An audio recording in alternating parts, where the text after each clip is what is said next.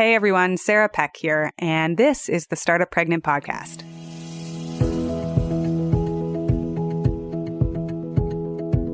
Today's guest moved to Vancouver for a dream job. But she left about 8 months after she started, and she ended up stumbling accidentally into starting a venture fund. In 2012, she started Pique Ventures. She ended up taking it through several iterations of what the business was and how it worked. And in our conversation today, you'll hear how she says, in her words, this business became, over a series of 5 years, the home and launchpad for a lot of ideas. She knew what she was setting out to do. She wanted to help people move investment in a more meaningful way. And she also was wondering where all the women investors were. So she started Pique Ventures. Today, we talk to Bonnie Foley-Wong. She is the founder of Pique Ventures. She's the founding investor in Pique Fund. And she's also the CFO of a U.S.-based specialty financial services firm. It's called Crown North Corp, Inc. She's the author of a book called Integrated Investing, which the subtitle is pretty interesting. It's called Impact Investing with Head, Heart, Body, and Soul. So she's got a CPA from Ontario and she's a CFA charter holder. She's got a Bachelor of Mathematics and a Master of Accounting from the University of Waterloo. But with all of this technical scientific mathematics background, she also brings to us an emotional and decision-making framework. In today's episode, you're going to hear why she believes so strongly that our emotions are important and that they are vital pieces of wisdom in our decision-making, how emotions drive decisions, and you'll hear her story about what challenges she ran into with starting her own business and with the timing of her first baby. She waited a while before having her first kid at age 39. So take a listen. This is one of my favorite interviews. I'm sure I say that about all of them because I am so grateful to be able to talk to all of these women. Here we go. Welcome to the Startup Pregnant Podcast, where we talk to creative leaders about what it means to be an entrepreneur and a parent. I'm your host, Sarah K. Peck. This podcast is sponsored by Meet Edgar, a social media scheduling tool. With Edgar, you only have to create content once, and he does the hard work for you, making your content go further. As a busy parent and an entrepreneur, I don't have 10 hours a week to do social media scheduling. Who has 10 hours a week for that? To try it out for 2 weeks for free, go to ed.gr/startuppregnant and get access to a free trial. You will be in love with them as soon as you realize just exactly what Edgar does for you.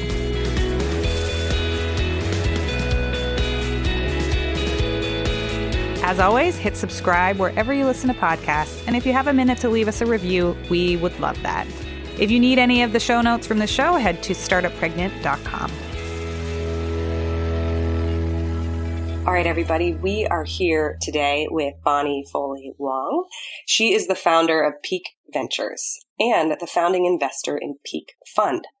She's also the CFO of a U.S.-based specialty financial services firm, Crown Northrop Incorporated. And she's the author of a book called Integrated Investing, Impact Investing with Head, Heart, Body, and Soul.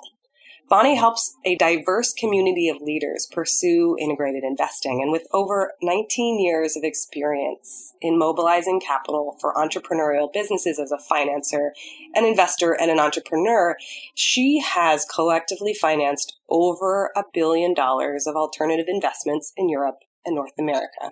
She's a CPA, a CA, and a CFA charter holder, and she's a Bachelor of Mathematics and a Master of Accounting from the University of Waterloo. And she's based out of Vancouver, Canada, with her husband and daughter.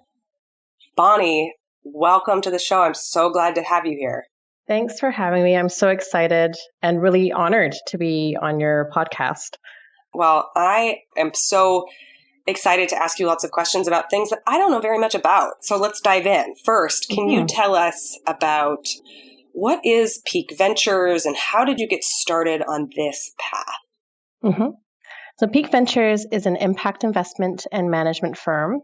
I founded it in 2012, so it's about 5 years old. And it was admittedly a bit of an accidental journey, as it were. Because 6 years ago, I had moved to Vancouver for a job, what I thought would be a dream job. I ended up leaving it about 8 months after I started. And so I'm actually coming up on the 6-year anniversary of leaving that job and having to figure out, okay, what do I do next? And I had taken a stab at starting my own business before. So in 2012, I took a second stab at it and started what is now Pique Ventures. I've been through a few different models. I tried a few different things, like it was an advisory firm. It was kind of the home and launch pad for various ideas, testing different things. But a lot of it was basically around two key questions. How can we help investors move money in a more purposeful way? And my other question was, where are all the women investors? And so Pique Ventures became the firm that I founded, that I do all of my work out of, that was kind of like this container for answering those two questions. Wow. So I think that what's really interesting here is your honesty about how difficult, or you've tried different times to start your own business, once unsuccessfully, and then also kind of swimming around, trying to figure out what it was exactly. I think that's an experience that a lot of people have and isn't one that's told as often. I mean, it rings true to me. We start something. Is it working? Is it not working? What do we do? Can you talk a little bit about what that was like? Yeah, it's funny talking about it now because it's been 5-6 years and I'm really fortunate to be in a place where I am doing what I love, and I've been able to build a business in the container for doing all that, but it didn't happen overnight. Had you spoken to me 5-6 years ago when Pique Ventures was just starting, I wouldn't even know how to describe it. Like, I had no idea what it was going to be. It was a bit of like, if you can imagine a person flailing and just like throwing stuff against the wall, trying to figure out what sticks. And it was a product of, I'll be quite frank, stuff not quite going to plan. And because this is the Startup Pregnant podcast and we're going to talk about business and family, it is all kind of wrapped up into one. I had a plan in 2011 that I was going to start a family in 2012. Me and my husband had actually just gotten married in 2011. We had mapped this out, like, here's what we're going to do. I had a, great job with great benefits, and we were just getting settled into Vancouver, and that was the plan. And things didn't go to plan. And it was, as I said, like I had started on my own entrepreneurial journey a few years previous before I moved to Vancouver. But 2012 was really, really the start of that huge impetus because things weren't going to plan. And I really had to find a way to land on my feet and create a way of working that worked for me, that either helped me shelter myself from unexpected things or at least I don't want to say be in control, because I wouldn't say, like, a lot of stuff is not within our control, but it's more just having the tools and resources around me so I could navigate uncertainty and change a lot better. And from 2012 onwards, since founding Pique Ventures, there was a lot of sleepless nights, a lot of stress, a lot of like, oh my gosh, how are we going to do all this? What's the future going to look like? How do I create a livelihood that is meaningful and makes use of all the skills that I have as an entrepreneur? And, it's safe to say that it took a few years to figure all that out. Not that I've figured out everything, but I certainly am more equipped to handle risk and uncertainty now.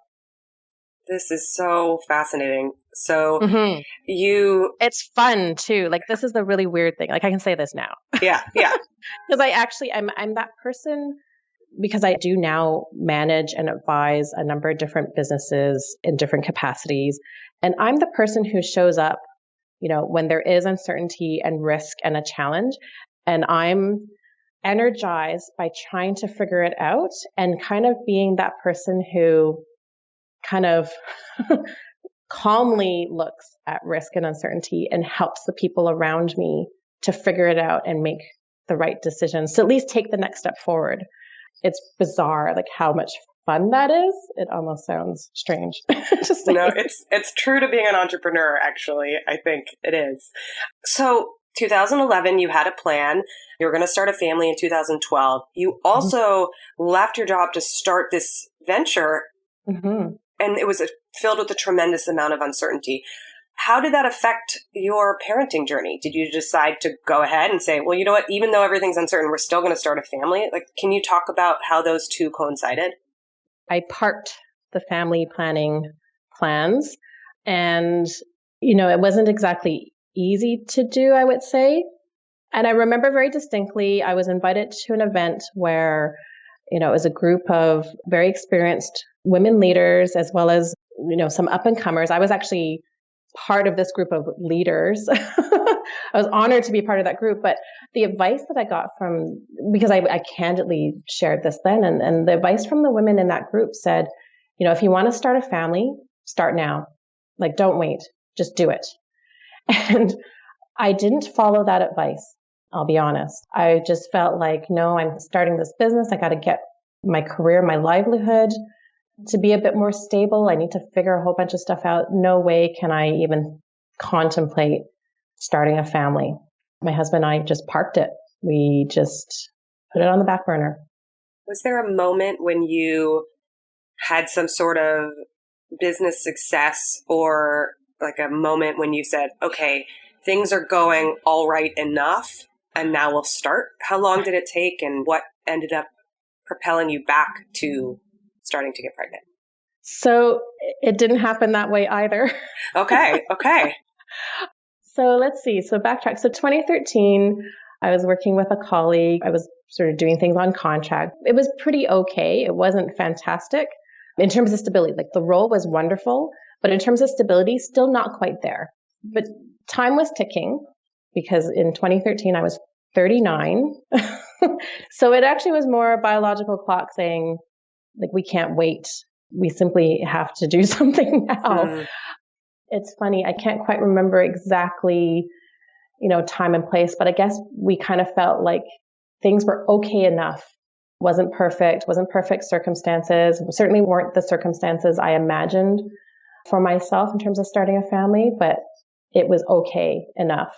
And end of 2013, I did get pregnant. I think I found out this is very candid stuff. I think I found out on Boxing Day that I was pregnant, and I was like, what a great Christmas gift. This is so awesome. And then New Year's Eve, I experienced the most pain I'd ever experienced at that time in my life, and I miscarried. But get this, it gets better, because a business partner and I had decided in December that we were going to start a startup accelerator. And in January 2014, we started a business. I remember the very first day we showed up together to work on this thing together. And I was in tears because I told him, like, I'm really excited we're starting this, but, this is what happened over the holidays. Yeah.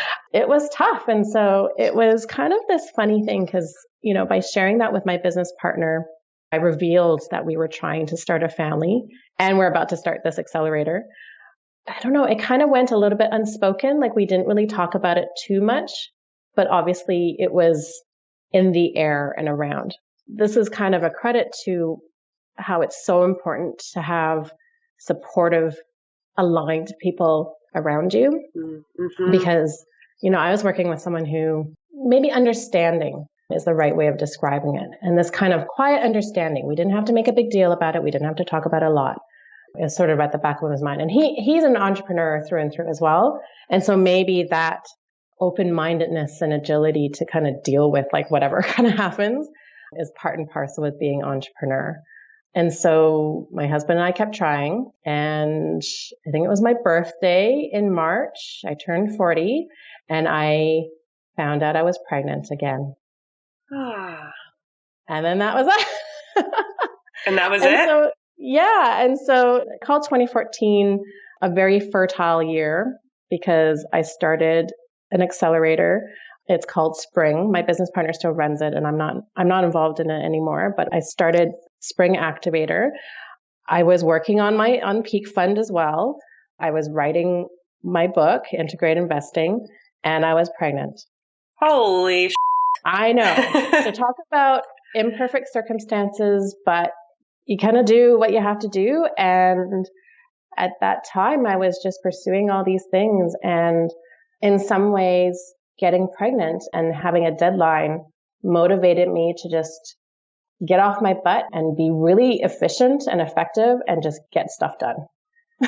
Okay, so I want to back up and kind of stitch this together in my own head so that I fully understand. Mm-hmm. So 2012, you launched Pique Ventures. Yeah. And you were throwing stuff up against the wall, trying to figure out what it was. And you put a pin in getting pregnant because you had just started this new thing. But then 2013 comes along and you're like, okay, there's a clock, it's ticking, whatever that metaphor means, but I've got some urgency.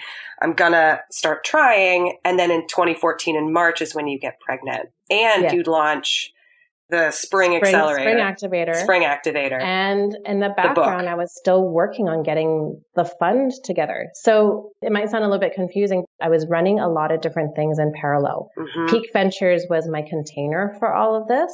Okay. And I ended up launching 3 different things. So describe to us for people... The book actually wasn't finished in 2014, but I was writing that as well. Okay. Mm-hmm.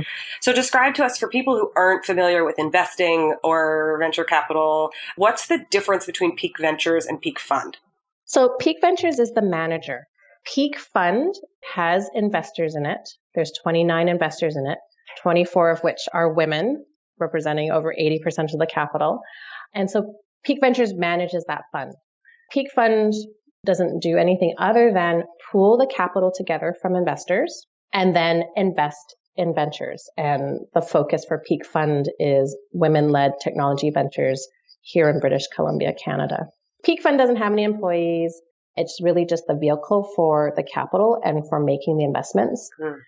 Pique Ventures is where I do all of my management and advisory work. So it's the manager for that fund. I manage other businesses through Pique Ventures as well. It's essentially the publisher for my book and is the home for all of the work that I do. Gotcha. Mm-hmm. And how did you end up finding what stuck? You said you threw a bunch of things against the wall. What ended up working? Running Pique Ventures as a management firm is what ended up working. As I said, I had started it in 2012, but it didn't really become fully the management firm that it is until 2014 and kind of after my daughter was born, like really cementing, okay, I'm going to do all of my work under this brand and under this umbrella. Every contract will go through that. Because prior to that, I kind of did this weird mix of, some of the contracts would be in my own name. Spring was a completely different business. And even starting Spring was kind of a final test of how I would divide up my work, because I always wondered, can I serve investors? Can I help investors and entrepreneurs? And I worked out that I'm in a better position to focus on investors, bring new investors into the venture ecosystem, especially, enable and empower more women to be angel investors or venture investors. And as a consequence of doing that, as a consequence of helping investors and building a more diverse community, I will then help entrepreneurs. I worked out from starting the accelerator that I'm not necessarily the person to run workshops for entrepreneurs or coach people through capital raising, although I do that as a consequence of what I do because people come and ask me questions about capital raising. And I am working on a second book on capital raising. It's focused for entrepreneurs, but it's really more with a lens of, hey, entrepreneurs, like you're investors too. You are the first and biggest investor in your own startup. Here are some tools to help you think like an investor that will actually help you attract other investors. After several years of trying to work out, who am I going to help first and where am I most useful in this ecosystem? I worked out that it is on the investor side. And so I ended up focusing on that. Curiously, my background is as a financier. I've always advised entrepreneurs, but never really thought of myself as an entrepreneur until more recently.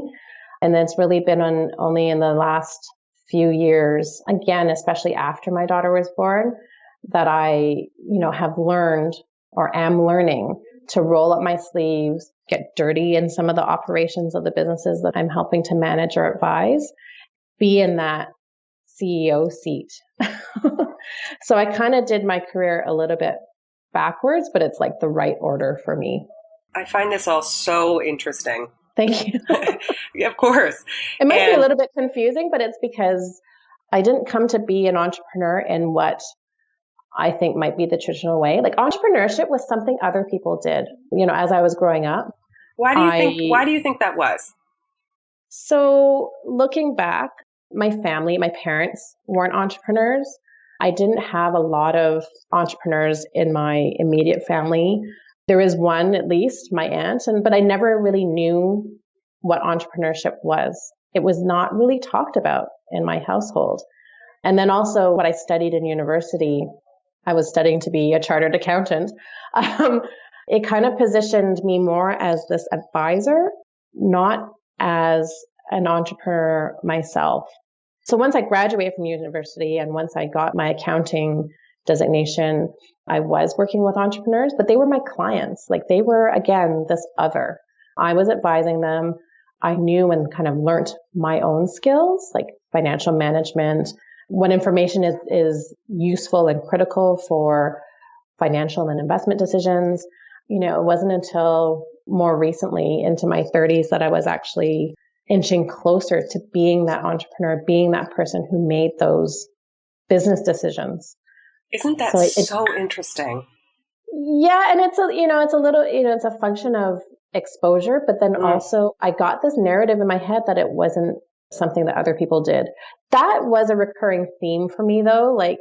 So in 1999, I moved from Canada. I'm from Toronto originally. I was living in Toronto.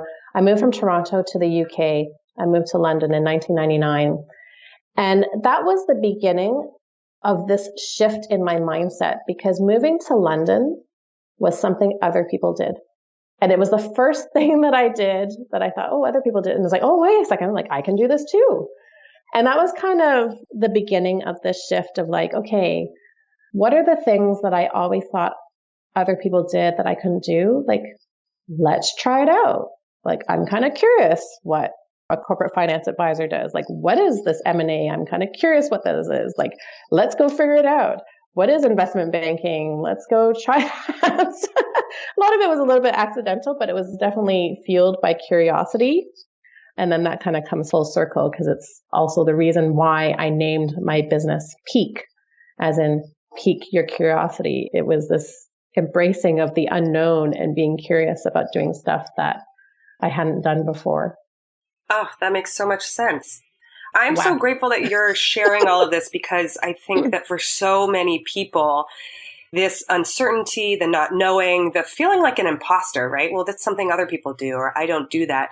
Or even just the experience of stumbling into something is so common. I can't tell you how many entrepreneurs I interview where they're like, well, I don't even think of myself as an entrepreneur. Or, yeah, it took a while to learn. And I myself all the time, I write founder and then I delete it. When I'm typing it out to somebody and the mental and mindset implications of all of this are so interesting as well. There's a lot of weight in some of these words and terms, and sometimes people ascribe a little bit too much to it, right? And then we get attached to this idea of what it's supposed to be, as opposed to taking that word and applying to yourself and us defining what that means for us. I have to do that all the time. I have to be honest. Yeah. Because we're surrounded by ideas of who is a CEO? Who is an investor? What do investors look like? What does success mean? That's a big one. What does work look like, right?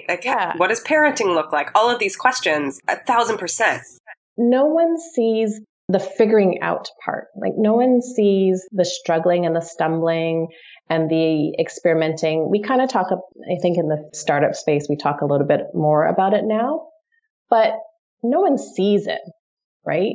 We see the success at the end, or we talk about the outcomes at the end of that journey and that struggle, but no one actually sees the experimenting, the trying a thing and it didn't quite work out. Right. Or maybe we just have short memories. We don't remember that afterwards. And also with me, people kind of see what they want to see. People think I'm all about the numbers because I'm an accountant, I'm an ex-banker, I'm an investor, I have a math degree, but I am a very emotional person. All the major decisions in my life were actually driven by intuition, because how could I have possibly made a big decision about my life with full information, moving to London, moving to Vancouver, starting a business. Like, I have no idea how things are going to turn out. I had to take these leaps of faith and kind of follow hunches. Like, yes, I do a bit of research, but like, there's only so much research you can do, right? And even if I read up about other people starting a business or other people moving to London or Vancouver, those are their experiences, not the experience I'm about to have. I'm not 100% analytical, but people assume I'm very numerate and analytical. It's part of what I do, but there's a lot of emotion and intuition involved. And then people think I am a super planner, like I plan everything.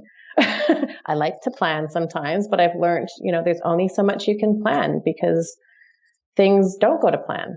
Let's plan what we can so that our lives aren't complete chaos. But then we have to make room for uncertainty. And when we make room for it, that's when we can handle the risk and the uncertainty a lot better. One of my latest phrases that I've had 2 people quote me on now is routine makes space for spontaneity. It's been a necessity after I had my daughter because raising a child, like there's so much uncertainty. Like I have no idea how she's going to react to a thing. I have no idea what she likes, what she doesn't like, what she's afraid of, what she's excited about. Like we are learning about all this every single day, and every single day is different. One morning she's scoffing her breakfast and eating really well. The next morning she's refusing to eat. Like, and it's the day after Halloween and we're having to deal with the candy conversation. And yeah, every day is new. I love that. But I worked out like I need a few routines in my life so that I'm not fighting fires all the time, because there are fires to fight. But if I have a little bit of routine, then this baseline of stability, and that gives me more room to deal with all the unexpected things. Yeah. Okay. So wait, I want to just repeat that again. Routine makes space for spontaneity, because that's beautiful. And then also you just talked about something that I think I want to dive into a little bit further. And this idea of decision making. People have assumptions about, oh, you're meticulous, you're a planner, you're analytical, so you must do all of these things to make decisions. But before we got on the podcast, you talked about how decision making and helping others make decisions is also about, in your words, integrating head, heart, body, and soul.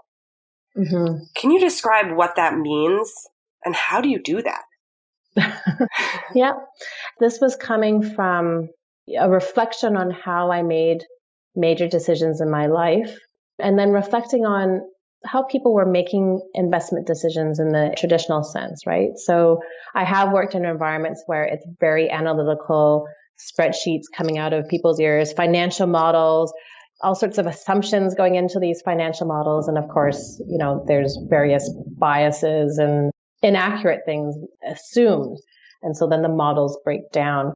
And so I've seen where an over-analytical environment misses out things, doesn't capture the fact that it's our emotions that drive decisions. So ironically, there is research around how it's emotions that help us make that final decision, tips us one way or the other.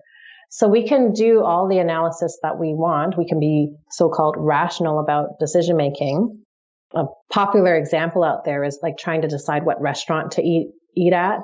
So you can analyze the facts or the observable data about a restaurant. Like, is it really busy? Well, busy might mean it's popular, but busy might also mean you can't get a table. What's the food like? What have other people rated the food or whatever? You can line all that up side by side and make yourself a list of pros and cons about eating in a particular restaurant. But it's actually an emotion that will tip you one way or the other. Antonio Damasio is the more well-known researchers in this space. And so I took that, and brought it with me to my work with investment decision-making. And I work, mainly with startups. And so we're having to make investment decisions about companies and founders where there's not a lot of data. Like there's not that much to analyze. We can try as we might. And we do, I think it's smart to collect as much information as you can that's available.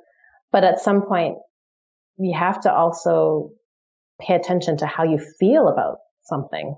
because that emotional driver is going to either propel me to spend lots of time with a founder and help them be successful. Time is short. We have limited time. I'd rather spend time with someone that, I enjoy spending time with them. I feel energized spending time with them. And then I mentioned earlier about intuition. Again, with startups and with this kind of decision making, there's a lot of uncertainty and you can't analyze something that hasn't happened yet. So we do need to tap into our intuition to help inform these decisions, especially where there's a lot of uncertainty. I wrote Integrated Investing, and it's about integrating analysis, emotion, body, and intuition into our decisions in order to make more complete, fulsome decisions, particularly in the face of uncertainty. And so I try to do that in all aspects of my life, but in particular, I brought it to my work as well. And you asked, how do we integrate? So the sort of simplest sense, anytime I'm approaching a major decision, I do ask, hey, what should we do? The analysis part kind of answers the should part, i.e. we've done all our research, we've gathered all the data. What should we do? What makes sense? And then the second step is, well, what do we want to do? What's the emotional driver? What's the desire behind that? The body part is also paying attention to whether there are any physical signals or, if you're tired or hungry or stressed, that's going to affect your decision making. And that's the physiological aspect of decision making. And then lastly, the intuition part is, what do you know to do? And it's this tapping into this quiet, centered part to pick up on what do you know is the answer, is the decision to be made here. Going for a walk, meditating, trying to cut out all the noise is really key to tapping into our intuition. We need more time to do that. Wow. So I keep saying wow after you finish speaking, which is just a testament to how much wisdom there is inside of all of this. And I want to layer in to what you just said, some observations in working with women in my own life, which is, I think, and tell me if this is your experience too, I think that the world of work as we've constructed it, and also kind of the psychographic world, is really limited in terms of tapping into our feelings and our emotions. And so, frankly, we don't have very much practice in our social realm with saying, stop, wait, listen, what am I feeling? What am I experiencing? And even just learning how to do that can feel clunky and new for a lot of people. It's so key. I've seen so many examples of this in my own working life, ranging from when I was an investment banker to, even more recently, working through a situation where there was some conflict. On the one hand, we have to address the emotional side of it. Otherwise, we can't get to the heart of the decision. So in this more recent example with a startup where there was some conflict, I'm trying to figure out how to describe this without divulging too much confidential information, but there was conflict between a founder and their board. I was kind of like a translator in a way because I could hear what the board was saying and it was all very sensible. I could make sense of what they were saying because I wasn't as emotionally invested in the situation as the founder. And so I reminded them, hang on, you have to address how the founder feels. You need to address the emotion involved in this conflict. By kind of framing it like that, we were actually able to have much better conversations and communications around the conflict to the point that I heard the board repeating it back to me. They started to use the words yes, this is very emotional. Yes, we need to pay attention to the founder's emotions, how they feel about this situation. And so that was, to me, that was a success. It's okay, there's a recognition of the importance of acknowledging, not ignoring the emotion involved in this. Then we can better communicate and then we can get to better decisions.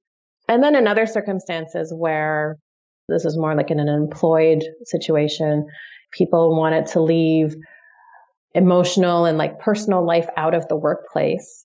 But I found that once we kind of introduced like a more human side to working, it became more fun and we actually worked better together. Fascinating. Explain more. Yeah. Oh, so this is another personal story. It was my first investment banking job and I, joined this small team and the culture was, I don't want to hear about your personal life. I don't care. Like it's all about the deals and it was all very like serious and analytical. And so I was like the first client facing female to join this team. It was all guys. And there was one day I was going through a breakup with my then boyfriend and I was in the office and I was just feeling kind of down. And my manager at the time asked me, what's wrong? And I said, no, you don't want to hear about it. Like, just, carry on with what you're doing. This will pass. And he was, poking, probably saying, come on, tell me what's wrong. And so I told him I was having this problem with this boyfriend at the time who was Irish. And so my manager put on a fake Irish accent and like tried to cheer me up. It was the most endearing thing and kind of revealed this more human side to him. And it was strangely a turning point because from that point forward, like we all kind of became friends. Like we liked working with each other and like we could actually have fun and laugh and kind of talk about how we were feeling about stuff. It just kind of showed like it's okay to bring that stuff into the workplace. Like I read a lot about folks who say, no, like life is life and work is work and like you separate it. But in my experience, it's a lot more fun when there's these hints of the human side of us.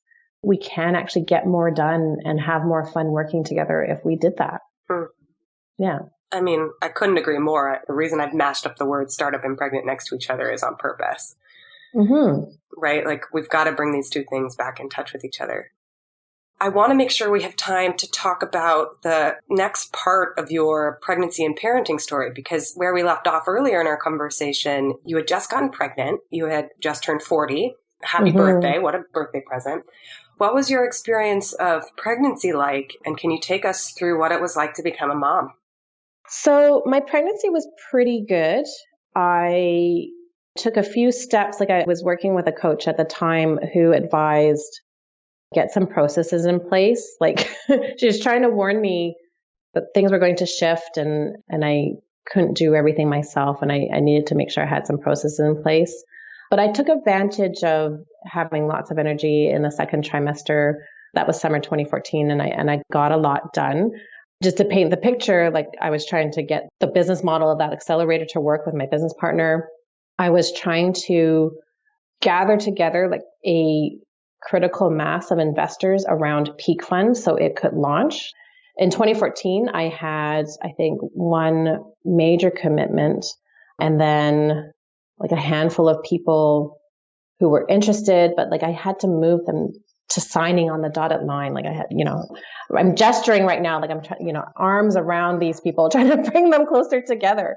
All the while, I knew that I had this November deadline because once baby came, I kind of anticipated I wouldn't have the same kind of energy or time to do this heavy lifting and figuratively in this work, right? I look back on this and I'm kind of appalled a little bit that I actually had the time. I think I was writing on Sundays or something like that.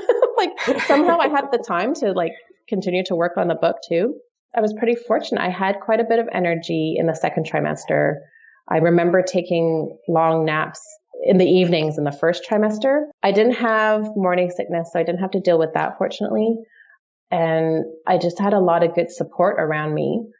And it's all a little bit of a blur because somehow I was able to, set a date to do the first close of the fund. And it's a small fund. It's an angel fund, but I somehow managed to set a date of mid-October for the first close. My daughter was due in like the first week of November. I have no idea how I did that. I'll be honest. I think it was just sheer will of like, it has to be done. Because if I don't close this first bit before my daughter is born, I don't know when I'll be able to do it. It's good that I anticipated that because again, I had a bit of a plan, like, okay, like, the first 6 weeks, I'll definitely be home with my daughter and, recover and spend time with her. I couldn't have anticipated how my emotions were so mixed after she was born. Like, I'm the primary income earner in our household. My husband had already decided like he was going to be the primary caregiver. He was going to stay home full time because I had these different business ventures in the fund. Like, it was kind of expected that I would have to go back out there after she was born. And I kind of didn't want to at first. I had this moment of like, what if I want to stay home? Like, why can't you go to work? And that lasted for like at least 6 months. And I was still running around doing stuff with the fund. Here's the timeline. The first close happened in October 2014. My daughter was born in November. We made our first investment in December. Wow. And then I know, but it was this haze, like partly here's the stuff that has to get done. And when I'm not doing that, I'm going to try to sort out my life and like spend time with my daughter, but like just ruminate over like what next. Spring 2015, I continued to welcome new investors into the fund. It's an open fund, so investors can still come in. And then I think we made our second investment in April 2015. There was this weird thing of like, the fund had a little bit of momentum. I had obligations. Like, I had other investors that I was responsible for and accountable to. And at the same time, in the background, the stuff that people didn't see was me trying to figure out, like, how am I going to do this? Like, how am I going to build a livelihood and be a mom? Like, what if I don't want to go back to work? And by that point, like, all the consulting, the management and advisory work had stopped because I didn't have the time and energy to go out and do that. And like, my hormones are up all over the place. I'm really emotional. I'm like, my world is my daughter. I barely noticed my husband at some points. Like, I just told him point blank, like, you are not high on my list of priorities right now. I'm just saying this really honestly. It's very different because I fell in love with my husband again afterwards, but it took a while to get out of this haze. And maybe some of it is, I don't know if this is true, but maybe part of it is like a bit of a survival thing. I've just brought this small life into the world and I need to pay attention to her. And that's the priority. I had also brought into the world, this fund. And so there was like, I had to pay attention to that too. And then everything else just fell off my plate. It's the same time when I stepped away from Spring, like I just had to prioritize around what I had time and energy for. Two other things happened in 2015 that kind of then set the pace for how I got to now, like how the pieces of the puzzle actually fell into place now. I think it was like August or September. I gathered a group, 3 other of my entrepreneurial women friends who are all moms, 2 of which have kids that are older than my kids, and then one whose daughter was like 6-ish months older than my daughter. And just had like this, I don't know what you call it. It almost felt like a bit like an intervention. Like, they just kind of worked through the challenge with me of like, what's the most important thing right now? What are the things that have to be done?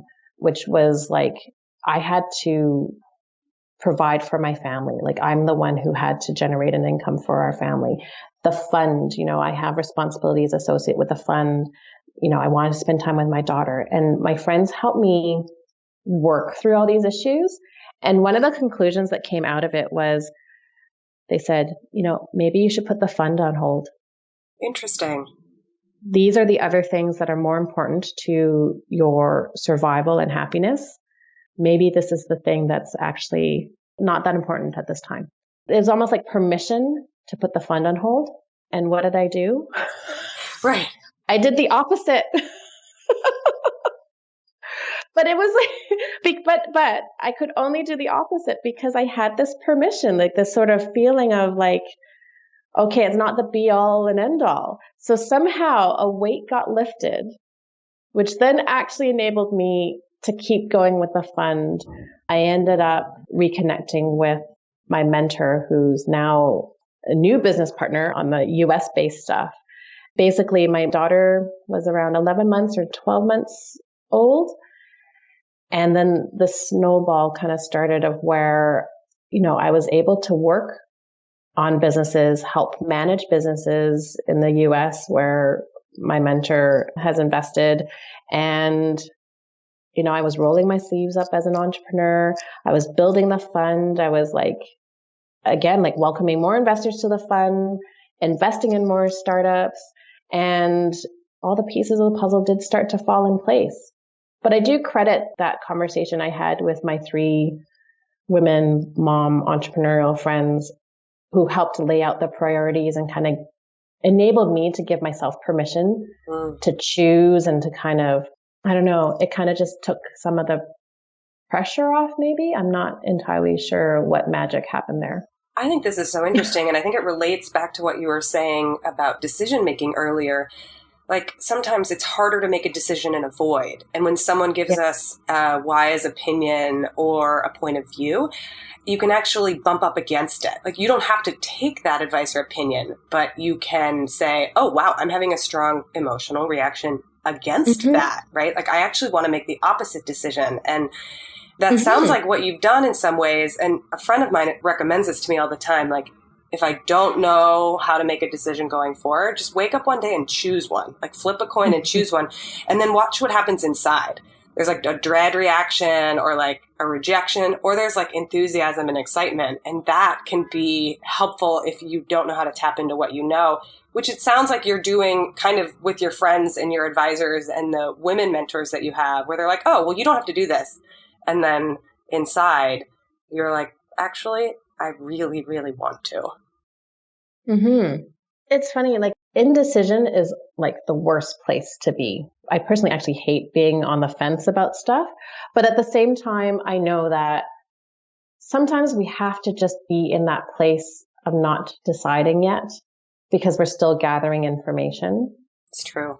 Then when we're equipped, we can make some decisions. That's one thing. But to your point, so somewhere in between this journey of mine, well, between being an investment banker and really starting this entrepreneurial journey, I literally ran away to the mountains and I was training to be a ski instructor, actually got my qualification. And there's a lot of decisions to be made in downhill skiing, like where there's uncertainty and risk. And one of my coaches had said, a bad decision is better than no decision. I say that to people and like they cringe. They're like, oh my gosh, like I can't imagine making a bad decision. But it's true. Like, making a decision moves you forward so you can gather some more information. Whereas indecision, if you're not gathering information, you're just sort of standing still. Like in the skiing context, you would freeze to death on the top of the mountain. Right.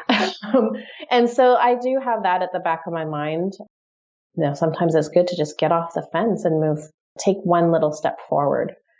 And it is really valuable talking through stuff with other people with different perspectives. Like, I'm so used to being the advisor and, the person that people come to for decisions. But when it's my own decisions, like, I need to do the same. Like, I need to, talk to other people and gather some different perspectives to get off the fence.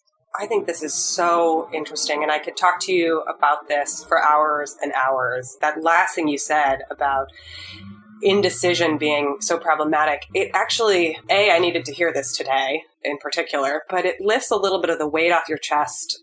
I'll speak from my experience. It lifts a little bit of the weight off my chest when I get stuck in that like eddy of perfectionism where I'm like, oh, I have to make the best or the perfect decision. And then I take too long. And it's like, actually, sometimes the best thing is to take a step forward and be like, what the heck? We'll try this double black diamond. And if you end up taking off your skis and like crawling down the side of the mountain, it's okay. You're going to learn a lot. You're going to be like, oh, maybe I need some more ski lessons, right? But that like taking the step and not getting stuck in the indecision. Oh, brilliant. Okay, Bonnie, for my last question, actually, I want to ask you, is there anything I didn't ask you that you really want to talk about or share? Well, like, to kind of stitch it together, like, I've had this wandering career path that kind of started in this place of is a little bit of caution and seeking security. Like, as I said, partly because the way I was brought up, like I wasn't exposed to risk taking at the time. I learned later, like my parents did take risks. They just took them in a different way. They took them early by the sheer fact of just immigrating to Canada. When they were raising their family, they were in this place of like, okay, now it's all about safety and security and stability for our children. So that's kind of like was the start of my journey. And it's been this kind of path of learning about risk taking and curiosity and embracing risk and uncertainty. And then the other theme has been around decision making. Like everything that I've done or do has to do with how do we make decisions? What information do we need to make decisions? And information also includes that emotional and intuitive part. As an investor, it's all about investment decisions, but it's also, and I'm learning this now, about business decisions, right? So I have a lot of respect for entrepreneurs and operators that then become investors. Like I didn't quite understand it because I started off as a financier. Money was my product, like it's what I did. But I have a real great appreciation for folks that have that operational experience that informs decisions. And I think that really does contribute to being a good investor. But investing is like essentially about decision making. But so is running a business, right? So is being a startup founder or CEO. It's all about the decisions that you make. So anyhow, that's been the recurring theme that stitches everything together on my path. I'm really fascinated by how we make decisions and how to do that better. Wow. Do you have any books or people that you follow in the world of decision making that you would recommend to our listeners? Not on decision making specifically. I've been reading a lot of books over the past year. They're kind of all over the place and they're all a little bit different. Really, it's about getting as informed as possible and gathering those different perspectives. So books wise, the one that kind of comes to the top of my mind is Margaret Atwood's Payback. It's really neat. So Margaret Atwood, kind of resurgence and popularity thanks to Handmaid's Tale, but she did a series of lectures and it's in written form in a book called Payback. And it's about the story of debt. Interesting. It's a small book. It's a really neat read because it's got her amazing storytelling ability and will give like a really different perspective on debt and what debt means and like the money side of things. So that's pretty cool. And then I've been reading a bunch of CEO type books over the past year. So Outsiders by William Thorndike. That actually sort of is along the theme of entrepreneur as investor. Just finished Good to Great. Jim Collins' Good to Great, which I'm also kind of reading, like, some people have some criticism of that book, but it's, I thought it was a pretty good read. And then in terms of people that I follow, I'm a huge fan of Kieran Snyder and Textio. Kieran's Seattle based, and their technology analyzes words. Interesting. What the impact words have on hiring decisions. There's a lot of really interesting stuff, like just opposite ends of the spectrum. But I think, starting with my recommendation of Margaret Atwood and ending with Kieran Snyder kind of speaks again to like, it's not just about numbers, right? It's actually about how words communicate and inform decisions too. Where can people find you on the internet and more about what you do? Yeah. So you can find me at piqueventures.com, Pique ventures.com. And I'm also pretty active on Twitter. I'm at Bonnie O. Wong. And if you really want to chat with me, I'm also a writer on Quora. So Quora. Look up Bonnie Foley-Wong. I answer questions about capital raising and angel investing and all sorts of other things in between quite often. So you can find me there. Thank you so much. Thank you. It's been such a pleasure speaking with you.